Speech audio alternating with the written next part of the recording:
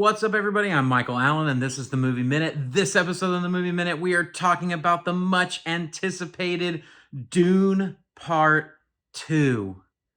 And boy, does it deliver.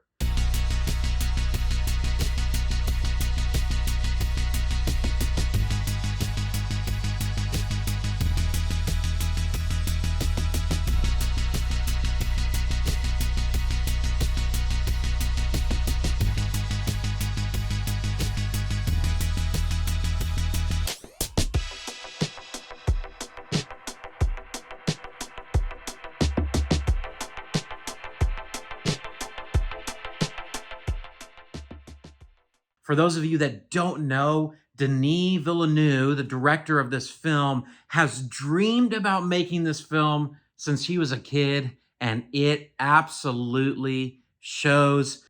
Just as a warning, there might be some Dune Part 1 spoilers in this review, so just giving you the warning now. Dune Part 2 picks up right after Dune Part 1 as we follow Paul Atreides on his own journey as he's discovering what he's supposed to do with this prophecy about himself. So Paul Atreides has this prophecy that he'll be the Messiah or the savior of the Fremen people, and there's all sorts of political intrigue going on in Dune. The story of Dune is absolutely a political drama, but set in space. I mean, you have all of these different houses that are vying for power, and you have the emperor who's ruling the universe, and you have the Bene Gesserit, who are these women who are looked at kind of like space witches, who have special powers, who are moving chess pieces around to organize the fulfillment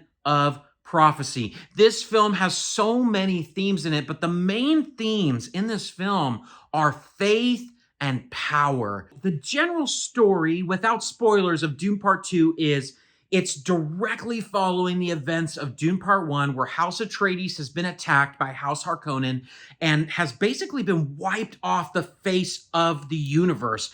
Most people in the universe believe the Atreides line has been eliminated. And then you have Paul and his mom, Jessica, who have been stranded on Arrakis, the Dune planet, and they are basically kind of brought into the world of the Fremen, and maybe not necessarily accepted yet, but they're absolutely on this journey of learning what it means to be Fremen. And that's what really this movie is about. Paul is learning, what does it mean to be Fremen? And what does it mean to see the Fremen be free? So that's really all I can tell you about the story, because I don't want to spoil anything about the story for you. So let's jump in and talk about what I liked. So I could talk forever about this film. I liked almost everything about this film. Everything is amazing. The performances are incredible.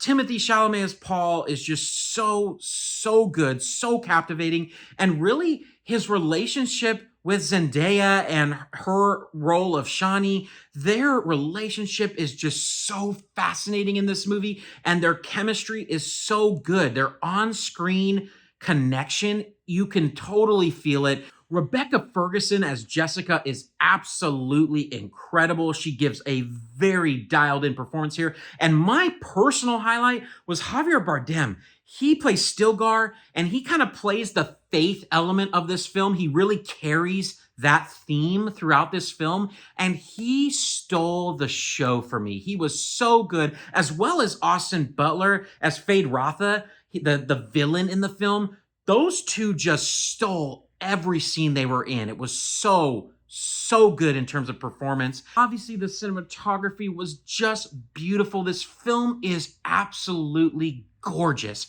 Every single frame is just so beautiful. Just as a cinematography aficionado, somebody who loves lenses and camera, so many incredible lenses in this film used. Just absolutely beautiful. Really a callback. It had a very filmic quality to it, even though we know it's filmed digital, but like it just had that feel, that original, wonderful film feel to it. And I cannot speak highly enough of the score.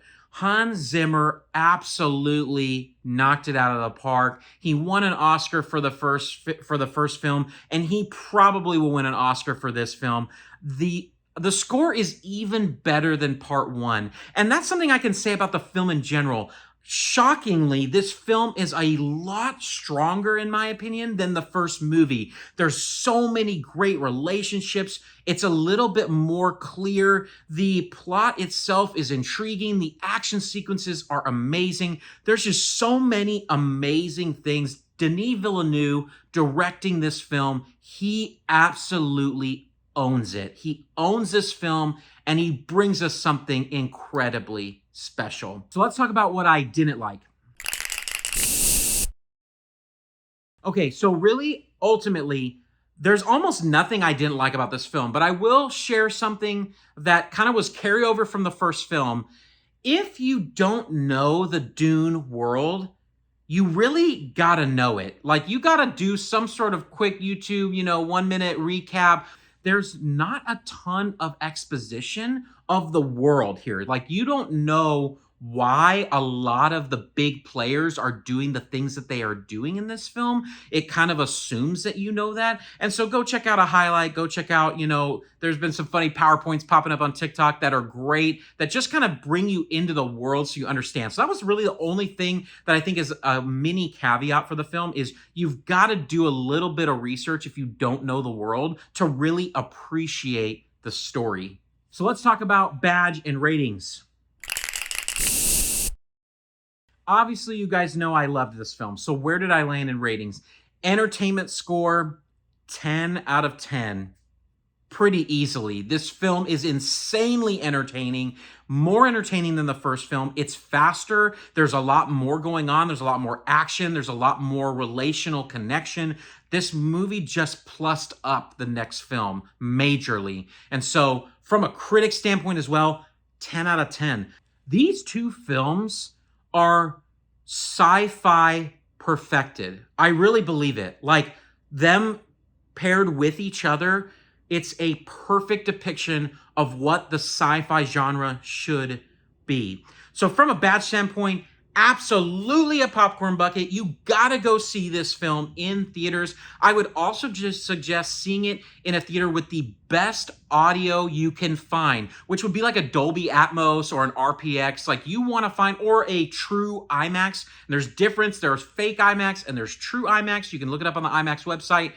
You want to find a place that has the best audio possible, because the score in this thing moves you so deeply. It's so emotional. It's so connected to the narrative that you have to experience it on a large scale. It's worth every single minute to sit in an amazingly large theater with an amazing sound system and experience this movie. Denis Villeneuve has brought us something truly special. There are movies that come out that I'm going to be watching this every single year for the rest of my life.